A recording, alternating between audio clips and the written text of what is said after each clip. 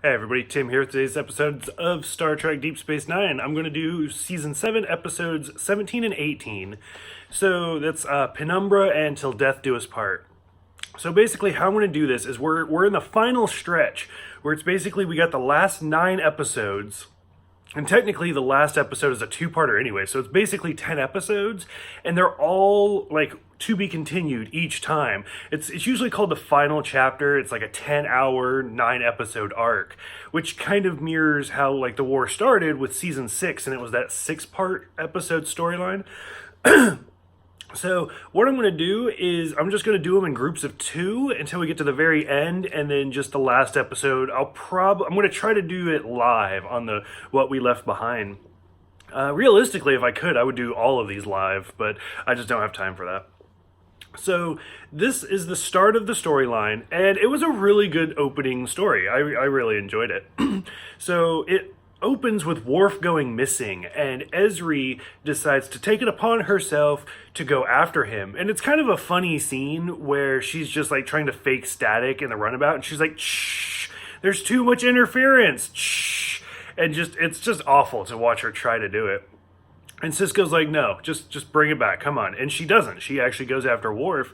What's a little upsetting is how fast she actually finds Worf. She just like types it in the runabout, and boom, they find it, where nobody else could find Worf for all of this time, but she finds him like really quick. In the meantime, we see Durham and Winn start having a lot of difficulties. This is where like the tension starts between the Cardassians and the Dominion, and it's kind of funny because Durham says, like, does your god look kind of ill?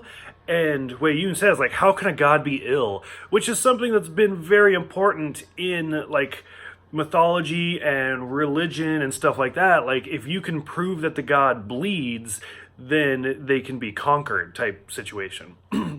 So I really liked that. Sisko decides to propose to Kasidy Yates, and like I said, a lot goes on just in this first episode. So that's really kind of interesting because, like I said before in The Next Generation, I didn't like how Miles, like, so we meet Keiko on their wedding day. There's no like courtship there. We don't know how long they were together. It's just Data's day, and we see that Chief O'Brien is getting married to Keiko. I liked how earlier we actually saw Jadzia and Worf actually build a relationship, and it was really great to kind of see Sisko and Kasidy build a relationship in this series as well. Unfortunately, it's a little bit less long-lived. Although technically Worf and Jadzia wasn't very long-lived, so evidently just relationships are doomed in Deep Space Nine. So it kind of ends with Sisko proposing to Kasidy. Dukat comes to Cardassia and is talking to Durham, and basically the next time we see him, he is now looking like a Bajoran. He has had the cosmetic surgery, and it's kind of cool because that's like Mark's first time not being in makeup besides Far Beyond the Stars. So we don't really know what his plan is yet, but we can tell it's going to be diabolical. And then finally, Worf and Ezri are captured by the Breen. So all of that in just this one opening episode. A lot goes on. Which is why I'm kind of doing these in 2 parts, because there's so much. Part 2 starts with Winn finally gets her first vision, because the prophets have approached, or not even the prophets, Sarah, Sisko's mom, which makes him half prophet, comes to Sisko and says getting married to Kasidy is a mistake and it's only going to bring misery to your life. But so Sisko kind of decides to go with it anyway, and Winn gets her first vision from the prophets saying that the Sisko has faltered and she needs to like find a man of the land and basically get him back on the right path. We start to see more of Worf and Ezri being captured by the Breen. Now, I remember when the Breen were first mentioned even, just in The Next Generation, and then we finally started seeing them, and they have the weird Star Wars helmets. What kind of bothered me a little bit was how Ezri and Worf talks about how nobody's seen what a Breen looks like, and do you think they're furry and stuff like that. I mean, what was it, like the episode Indiscretion or whatever, where Kira and Dukat save Dukat's daughter, and they like knock out two of the Breen, and then you see them put on the outfits. So unless that was a secret from Kira and Dukat, like they should have seen what a Breen looks like after taking their clothes off. So whatever. Sisko basically breaks up with Kasidy because he decides that he can't go against the prophets. So he calls the wedding off, which is all sorts of bad stuff for Kasidy. She's basically just done. And then what really gets interesting is Dukat, who now looks like a Bajoran, and I forgot to write down his name. It's like Angel almost. It's Angelo or something. Goes and meets Winn. And he says, like, I'm a man of the land, I'm a farmer. So now Winn thinks that Dukat was sent to her to basically try to get Sisko back on the right path.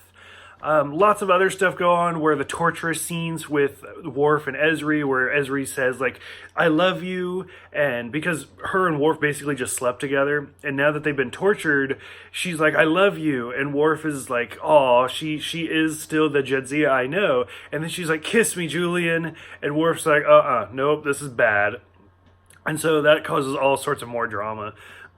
We actually see a Breen ship, which was actually pretty bitchin'. Like, I really liked it. I don't know if we've seen one before and I just don't remember, but I really liked the design of the Breen ship.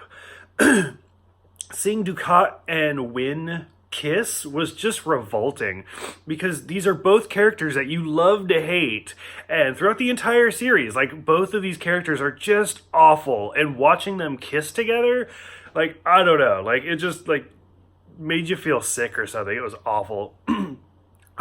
What I really like was finally Sisko decides to say, to hell with the prophets, and anything he can do, Kasidy just makes him stronger, and so he decides to actually get married to Kasidy, and it was a great scene where it was like super quick and just to the point. Admiral Ross marries them, and they're done, which I really liked.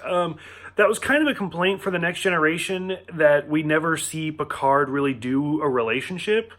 I mean, we saw like Troy and Riker and Troy and Worf, and Dr. Crusher had a few relationships, and they tried to get those two together, but it never like fully materialized because the Next Generation was so episodic. They couldn't really do that. Everything had to go back to the way it was at the beginning of the episode like it was at the end. So we never really saw Picard do anything with that, whereas I really like how they finally show Sisko getting married, and it was a great scene. Finally, the like punch in the stomach episode at the end of this episode was the Breen show up, or Winn is like, oh, somebody's here, and the Breen walk in, and they're like, we have a gift for you, and it's Worf and Ezri. And we find out that the Dominion have been working with the Breen. So lots of stuff going on. Like I said, it's such a good opening to the end of the war. And so much goes on in these just 2 episodes. And I mean, we still have so many more to go. So for those who have seen this one, what do you guys think about the final chapter as the 9-part episode? What do you guys think about Ezri and Worf, Sisko and Kasidy, Dukat and Winn? Like, all of these relationships. There's a lot of relationships going on here. Go ahead, let me know in the comments below. Thank you guys for subscribing and watching and all of that. I will see you guys next time for 19 and 20, Strange Bedfellows, and the Changing Face of Evil.